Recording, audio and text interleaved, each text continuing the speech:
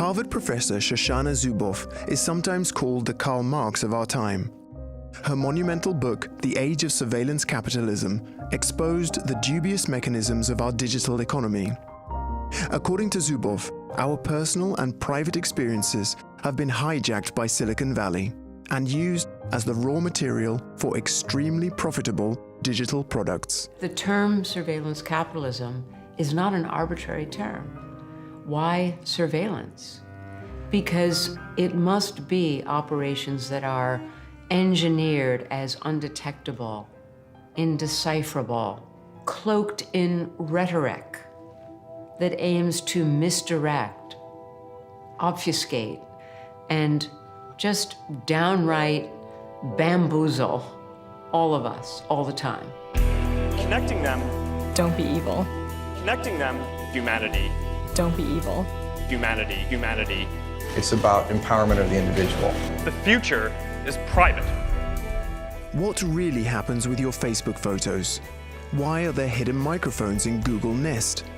And Pokemon Go exposed as child molesters?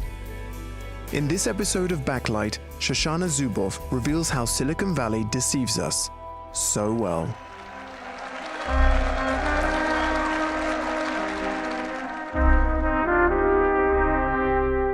How all this comes into play when I buy a pair of shoes on the internet?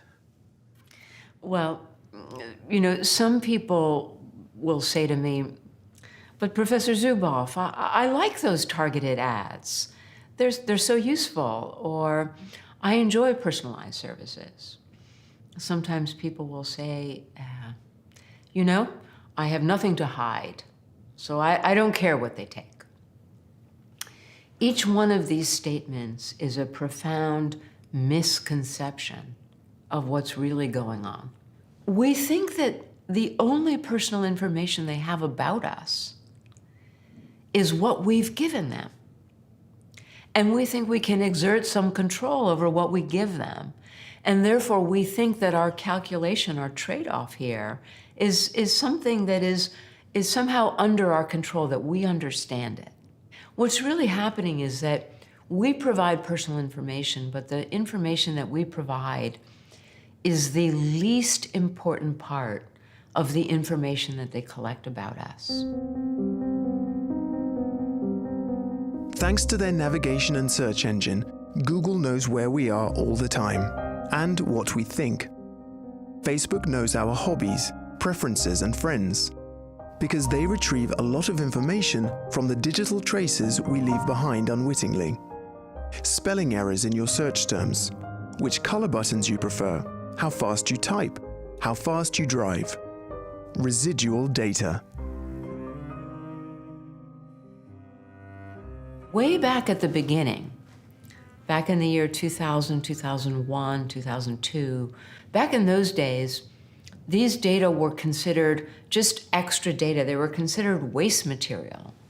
And people called them things like digital exhaust or data exhaust. Eventually, it was understood that these so-called waste materials harbored these rich predictive data.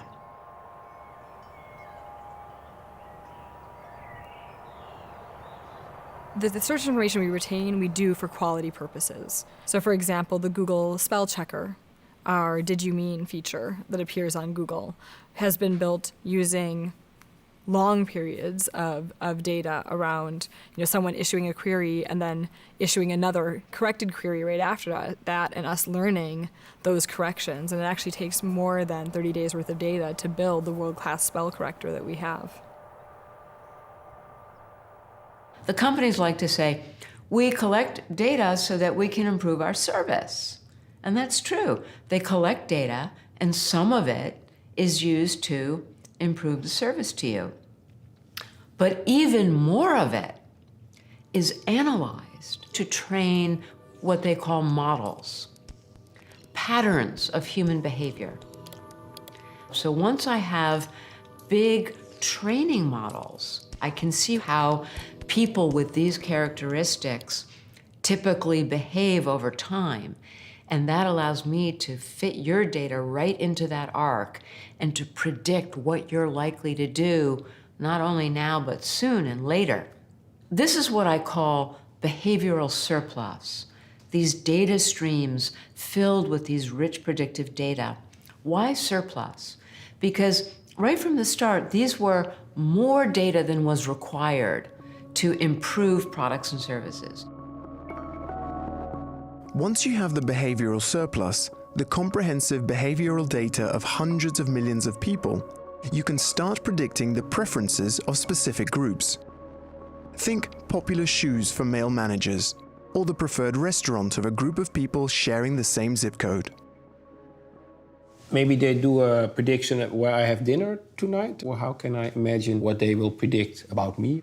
Well, you know, at the simplest level, they may predict the kind of food you're in the mood for right now, and then sell that prediction, auction that prediction to their business customers in the restaurant business, who will then send you a very quick ad. We know you're in the mood for a delicious pasta dish tonight. We can invite you to our restaurant, and here's a discount coupon. There are some people who are saying, well, it's very improbable that those targeted ads really can achieve something, because people have their own will and they will not buy some shoes just because there is an ad in front of them. You know, I think one of the misconceptions that it's really important for us to move away from is that surveillance capitalism is something that is only manifest in our lives when we're online, or somehow it's only restricted to online targeted advertising. It's easy for us to say, oh, these things don't affect me. The fact is, this is being conducted at a layer that is not accessible to us. We have no idea what today's algorithms can predict about us, or what behavioral data they use to do it.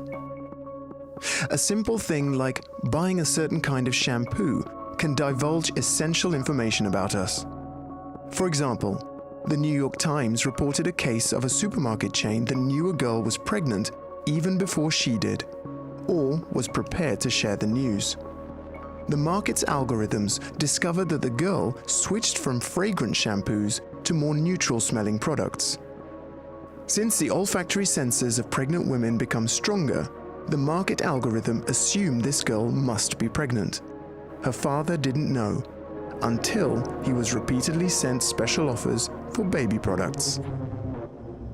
Thanks to the analysis of trillions of terabytes of behavioral data that we unwittingly leave around the digital domain, big tech sometimes knows us better than we know ourselves.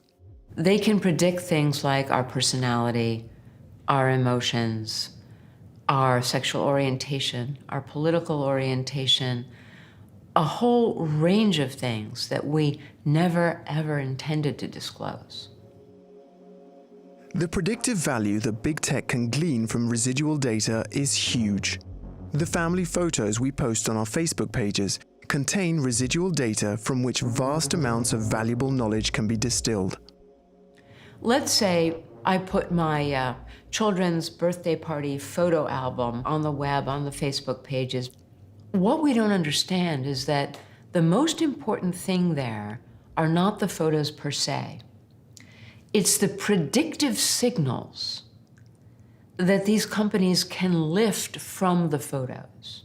It's not just my face, but it's allowing them to have the face so that they can analyze the hundreds of muscles in my face. Uploading innocent snapshots on your Facebook page can have unforeseen consequences. Our faces, for example, are used to train algorithms to recognize facial features. And we have absolutely no idea what that facial recognition software is used for. These data streams with these rich predictive signals are fed into the new factories, the computational factories, analyzed for predictions of human behavior, and these predictions are then sold. Who are they sold to? They're not sold to us. We are not the customers. They're sold to businesses, to business customers who want to maximize our value to their business, whatever it may be. They use information from our faces, which we've given billions and billions of photos to Facebook to train models for facial recognition. Those models are then sold to military operations, some of them in China. And those Chinese operations do many things, including imprisoning the Uyghur, a subset of the Uyghur Muslim population in China, in what is rightly regarded as an open-air prison, where they actually don't have to have people behind bars because they track and follow them constantly through facial recognition. The knowledge obtained from our residual data can be sold to anyone. Facial recognition software, for instance, might be sold to a Chinese company that supports the oppression of the Uyghurs in China, or that helps track down advocates of democracy in Hong Kong. That way, our precious family photos might be used by Facebook to facilitate authoritarian regimes. And our privacy is guaranteed. Because it's not our faces that are sold, it's the residual data scraped off them.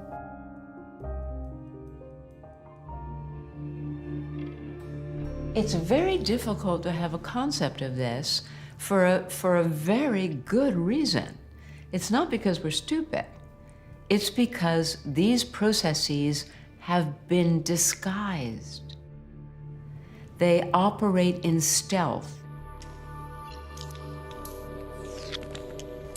They have been engineered to be indecipherable, to be undetectable, to create ignorance in a vast group of all of us that they call users. Our ignorance is their bliss.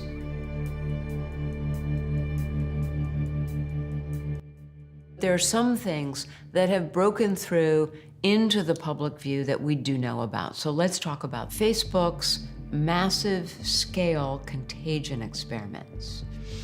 And this is where Facebook experimented with subliminal cues planted in its Facebook pages that would actually influence offline, real-world behavior and emotions, to see if they could make people feel happier or sadder using subliminal cues with language manipulation and word manipulation and so on. Well, when the experimenters wrote up this work in the very prestigious scholarly journals that published the results of these experiments, they emphasized two key findings.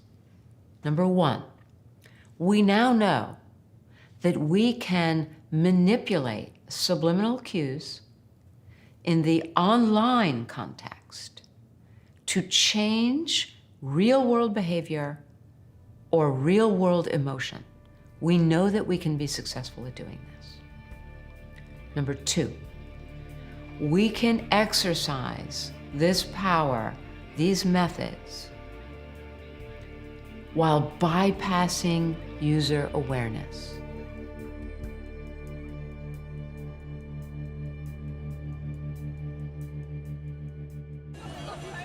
Een grote groep Pokémon Go-spelers heeft met elkaar afgesproken in Leeuwarden. Samen gaan ze de stad door om zoveel mogelijk Pokémon te vangen. Alleen in Nederland al spelen ruim 1,3 miljoen mensen het spel. A very interesting experiment occurs in the guise of an augmented reality game called Pokémon Go. In het spel loop je rond in de echte wereld. Op allerlei plekken zitten Pokémon verstopt. Je moet er dus naartoe gaan om ze te verzamelen. What are we not seeing when Pokemon Go is introduced in our country? It's important to understand that Pokemon Go is an augmented reality game that was incubated, developed inside Google for many years. Google being the first pioneer of surveillance capitalism, the inventor of surveillance capitalism. It was invented, Pokemon Go was invented in Google, incubated there for many years, developed there, led by a man named John Hanke.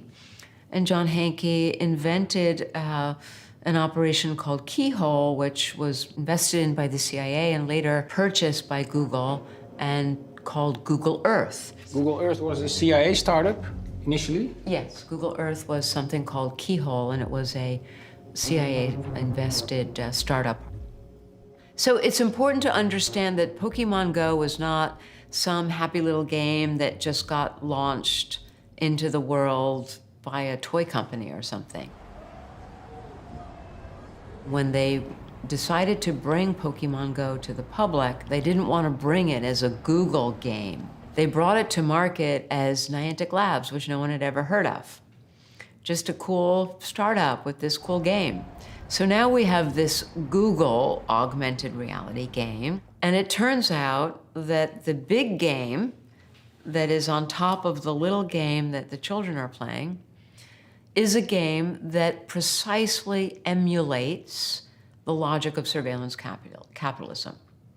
So in surveillance capitalism, in the original version online, we predict the click-through rate, and we sell the click-through rate to the advertiser, who pays to get clicks on their website, clicking through ultimately to the buy button.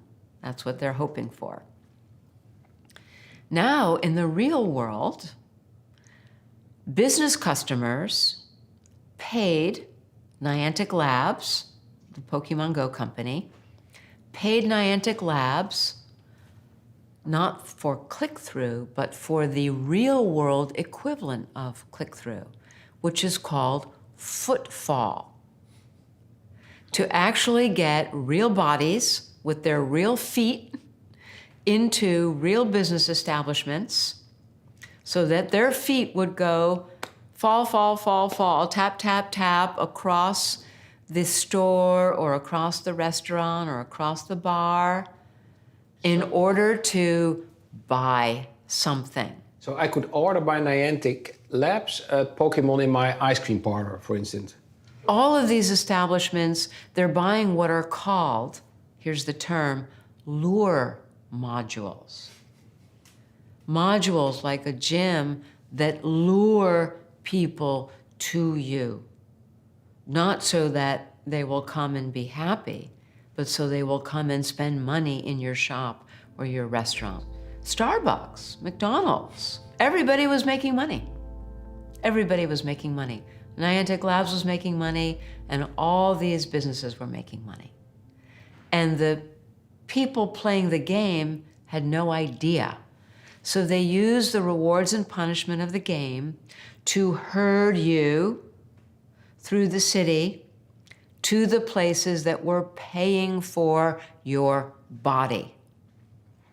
This was the game of Pokemon Go. This was the real game, the shadow game, getting you into a place where we have predicted that you will be, so that our predictions are worth more.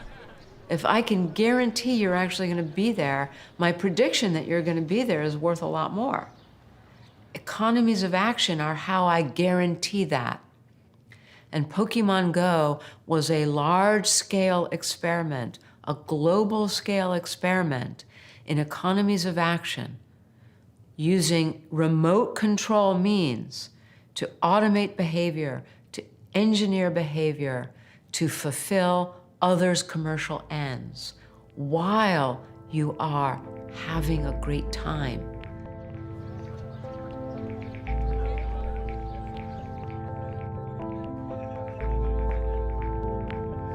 You are intended to be in the feeling of being served.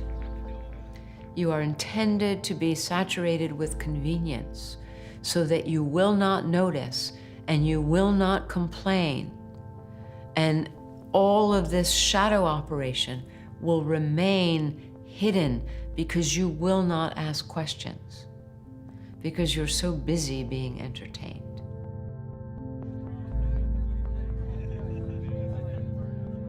So it's no longer enough to just have what you're doing online, you're browsing, you're sending messages, you're sending emails.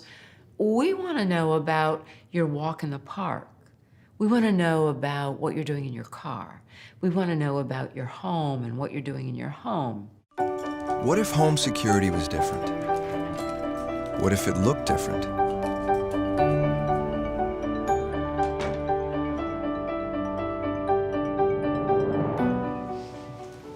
Well, it's a beautiful system. Some bright engineering-oriented person discovered that the Nest security system has a microphone built into it. That microphone does not figure in any schematic. When you buy the security system and it has the piece of paper that you unfold and the schematic, or you go online to learn about it and there's a schematic, it does not show a microphone. It does not discuss a microphone. Now, why would you have a microphone there? Well, remember, what is our business?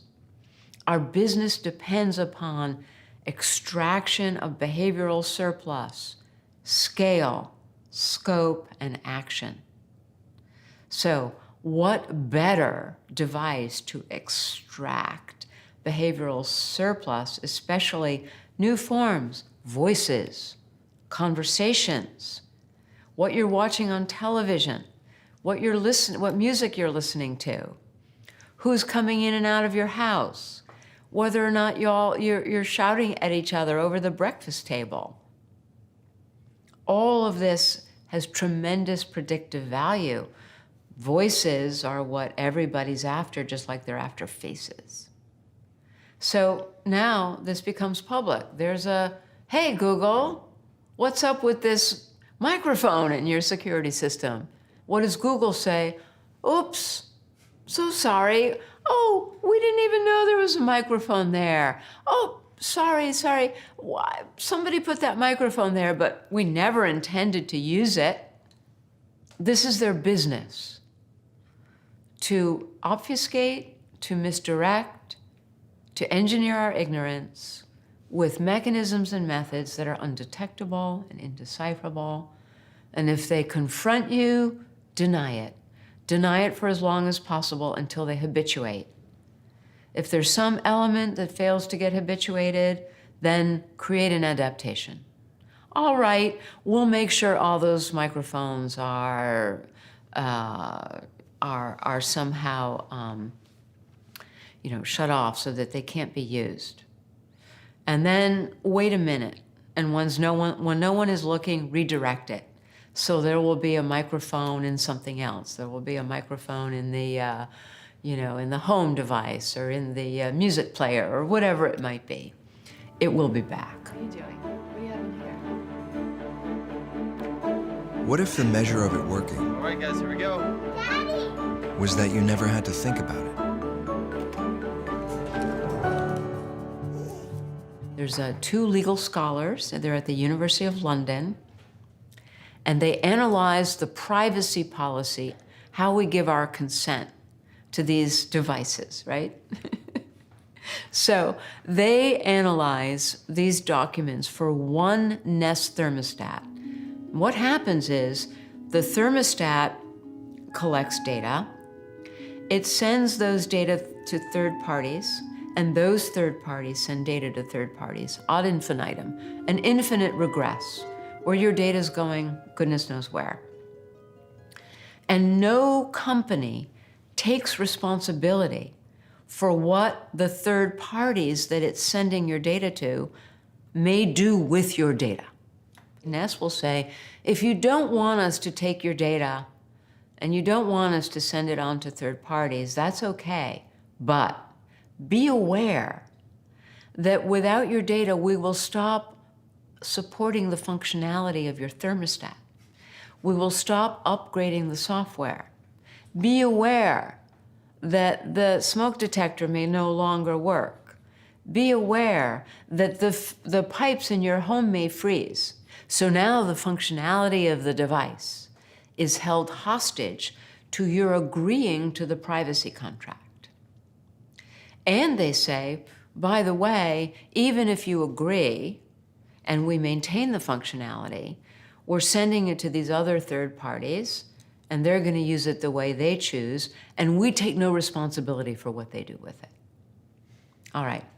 So now, these two scholars do an analysis of one Nest thermostat, and what they conclude is that given these arrangements, any self-respecting consumer, anyone who's even a little bit vigilant about their consumption habits, should review a minimum of 1,000 privacy contracts in order to install just one single Nest thermostat in your home. You have 3 minutes to exit. What if it gave you time? And what you really need from home security? A sense of security. So they start extracting data at scale. First, it's everything you do online, and then pretty soon they need more data, but then they also discover that we need varieties of data. It's not just volume, but it's different qualities of data.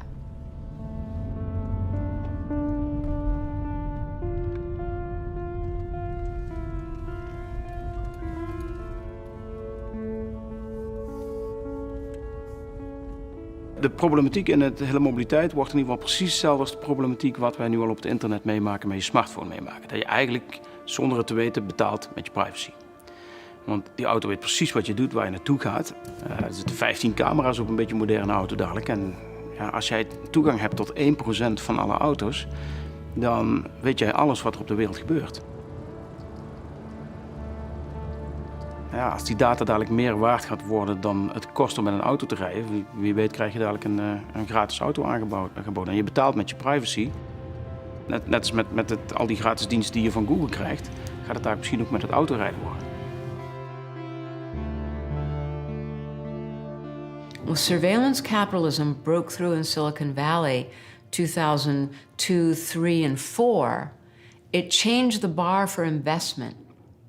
Now you had Google making money on the basis of what I call the surveillance dividend.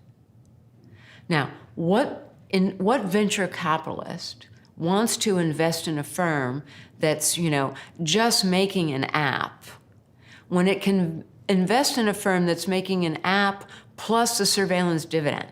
So what happened right away was that the investment started flowing to the people who were making more money, and that more came from the surveillance dividend.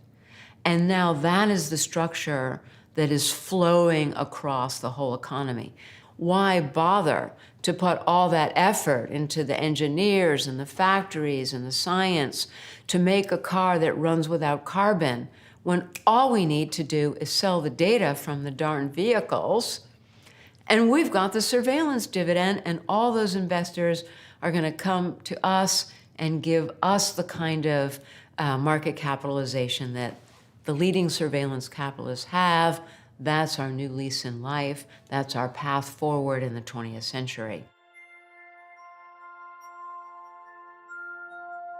En die data is zoveel waard, daar zit iedereen op de azen. En daarom wil Google ook graag in die wereld van automotive, want op zich valt er met auto's niet zo heel veel te verdienen. En die gaan die auto als paard van Troje gebruiken om aan al die data te komen. We even now see it coming full circle back to the birthplace of mass production in the Ford Motor Company, where the CEO of Ford Motor now says, we want market capitalization like Facebook and Google. How do we get it? Well, instead of figuring out how to make a car that runs carbon-free, what we're going to do is repurpose our automobiles as surveillance vehicles, and we're going to stream data from the 100,000 people who are driving around in Ford cars. We're going to combine that with the data we have from Ford Credit, where he says, we already know everything about you. And these data sets are going to put us on a par with the likes of the great surveillance capitalists, and who wouldn't want to invest in Ford Motor under those circumstances?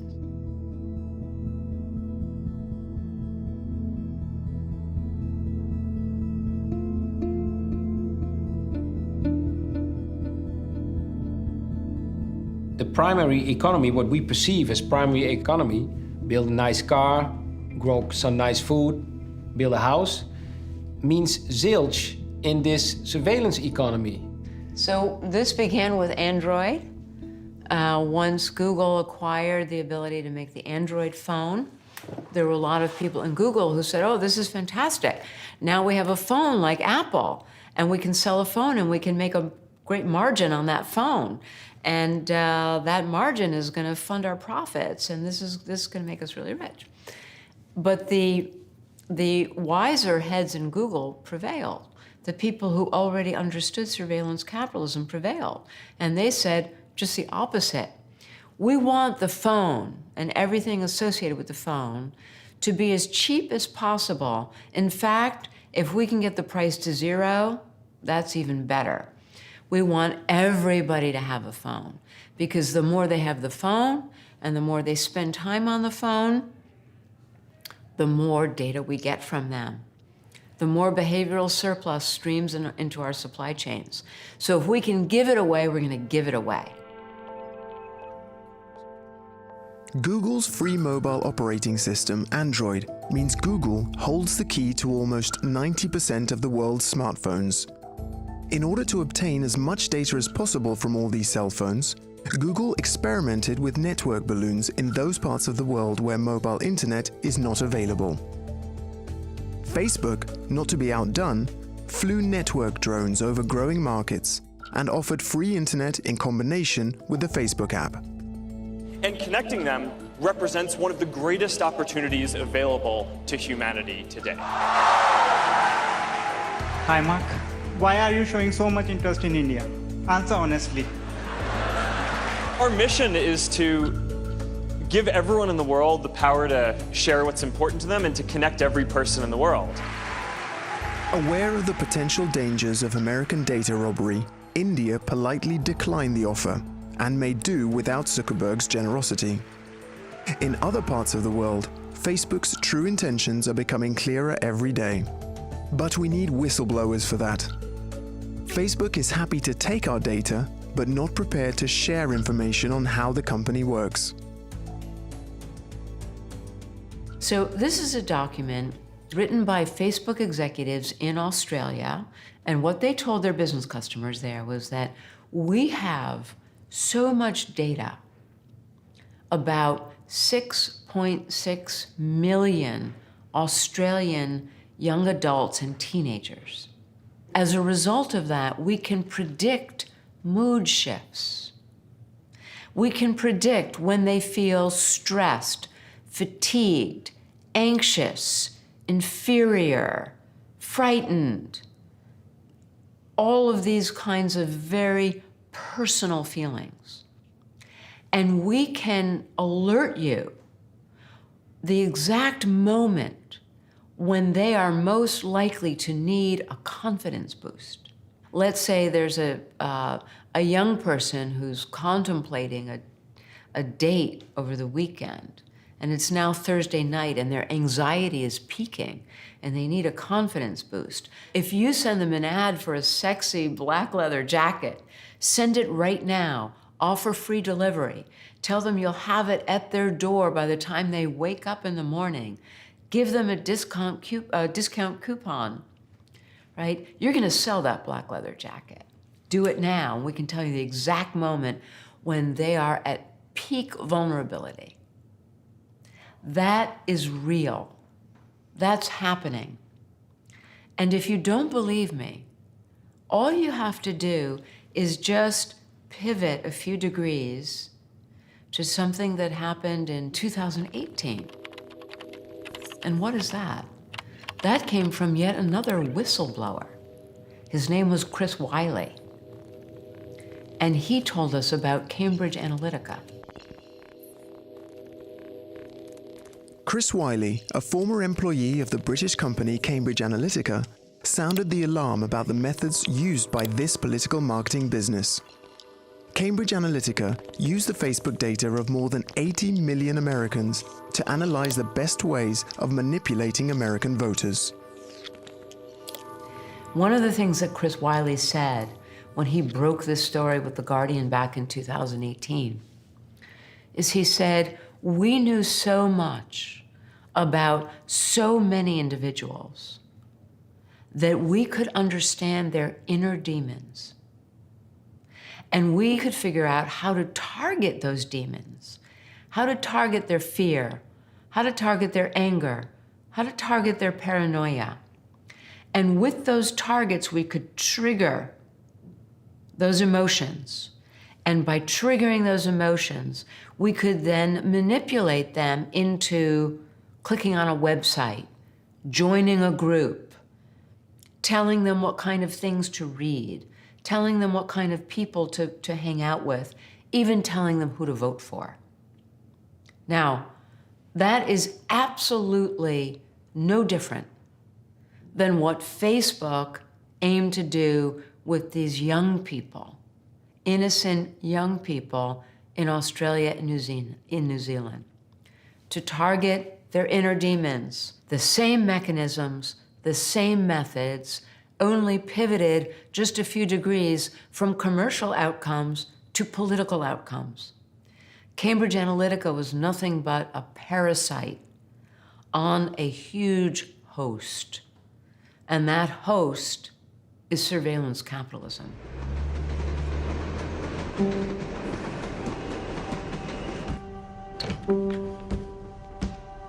Hi, Ella.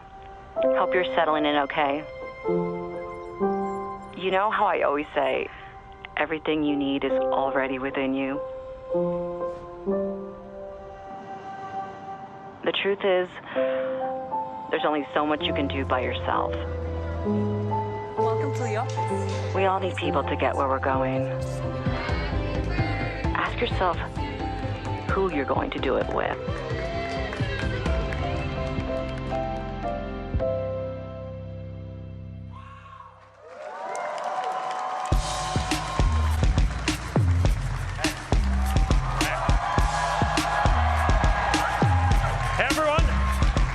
Welcome to F8. Today, we're going to talk about building a privacy-focused social platform. So that's why I believe that the future is private. So we're all good then, Professor Zuboff? Well, in June 2019, which happened to be just a couple of months after that grand announcement that the future is private, there was a very interesting court case that was being tried before a California judge. And this court case was a class action suit brought by individuals who were demanding from Facebook. They wanted to have the data that Facebook had made available to Cambridge Analytica to see if they had been targeted and manipulated by Cambridge Analytica. And this had come to a head in a California court. The Facebook counsel who argued this case stood in front of the judge and said that any Facebook user gets on the platform and typically is sharing information with 100 or more people in their network. Once you've done that, you have no expectation of privacy that would make you legitimately able to claim any kind of privacy right in a suit like this or any other kind of privacy-oriented suit. And so here we have, again, the public operation and the shadow operation. What's happening backstage is a lawyer standing in front of a judge saying, no Facebook user has any legitimate expectation of privacy. This is the next chapter for our services.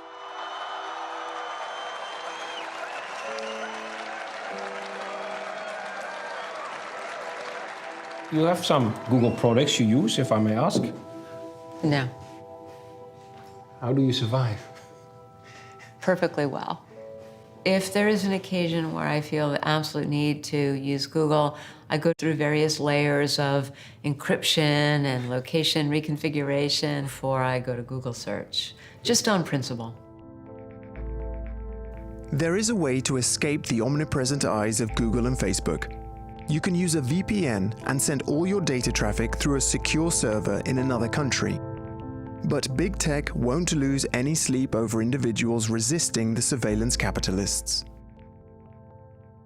I don't want anyone to get confused that if you forego Google search, you are somehow, fighting the fight, because this is a collective problem and it requires collective action.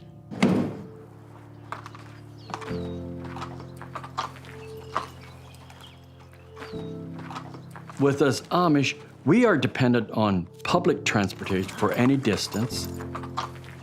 And local travel, we do it in our slow way. And I think the horse and buggy slows us down and really helps the overall value that we're trying to create and preserve and not get carried away.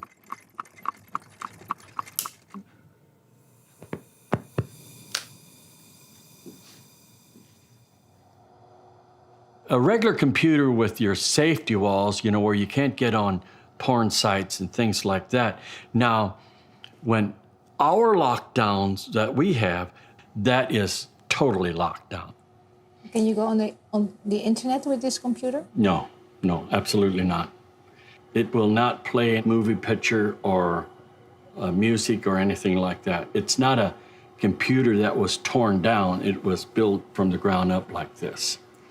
Especially for Amish. Yes. Would you mind showing me your mobile phone?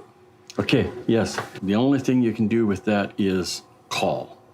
You cannot text, do anything like that. It's just a portable phone. So this is where it stays. But as far as going home, no, I don't have it. I keep it right here. That's for the business. The technology is progressing so fast, it's hard to deal with. We have to teach what the moral impact is in being involved in this so each individual can make better choices for themselves.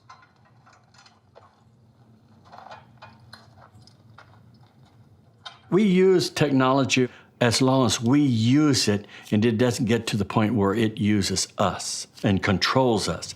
That's the bottom line of it. It's kind of strange that these people, from whom you can say are living in the past, maybe they're living in the future. It was just a minute ago that we didn't have many of these tools, and we were fine. We lived rich and full lives. We had close connections and friends and family. So, having said that, I want to recognize that there's a lot that the digital brings to our lives. And we deserve to have all of that. But we deserve to have it without paying the price of surveillance capitalism. And right now, we are in that kind of classic Faustian bargain. 21st century citizens should not have to make the choice of either essentially, going analog or living in a world where our self-determination, our privacy are destroyed for the sake of this market logic. That is unacceptable. And let's also not be naive. You get the wrong people in charge of our government at any moment, and they look over their shoulders at the rich control possibilities offered by these new systems. And there will come a time when, even in the West, even in our democratic societies, our government will be tempted to annex these capabilities and use them over us and against us. Let's not be naive about that. When we decide to resist surveillance capitalism, right now, while it lives in the market dynamic, We are also preserving our democratic future and the kinds of checks and balances that we will need going forward in an information civilization if we are to preserve freedom and democracy for another generation. The European Union already has legislation with which it regularly wraps American tech businesses over the knuckles. Google was fined several $1 billion because it had abused its monopoly position. In theory, European citizens are protected against data robbery by regulations for fair competition and by the GDPR, the General Data Protection Regulation. And do you think that the EU data protection law is a step in a good direction, or is it sufficient? We have privacy laws, and the GDPR is the furthest frontier of our privacy laws. And we have antitrust laws. The thing is that as important as these laws are, we still need more, because surveillance capitalism is unprecedented. And so we're going to need the laws and the regulatory regimes that respond directly to these new unprecedented operations. GDPR talks a lot about data ownership, data accessibility, and data portability. These are very important things if the only data that we're talking about is the data in the public operation, the data that we've given to the corporations. But as we have seen, most of the data that they use to feed into the factories, to produce the predictions, these are data that we haven't given. Or if we've given, we don't even know that we've given, because it came in our exclamation points. It came in our walk in the park and picking up the cadence of our voice and the timbre of our voice, all rich predictive signals. So no matter how much data ownership we claim, or accessibility or portability, most of the data is in the shadow operation. And the shadow operation is never coming to us. We will never get those data. They claim them as data that they own. They took it from our lives. They took it from our private experience without our permission. They analyzed the data. They made it into products. They sold the products and they took the profit. Illegitimate profit, because they took it at the beginning without asking, without our knowledge. Recall, bypassing our awareness. Do the EU have a chance against the behemoth of surveillance capitalism?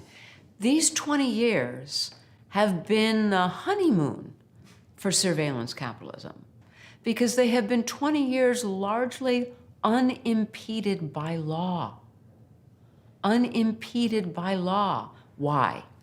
Well, the most important reason is that they're doing things that have never been done before, so there are no laws against it.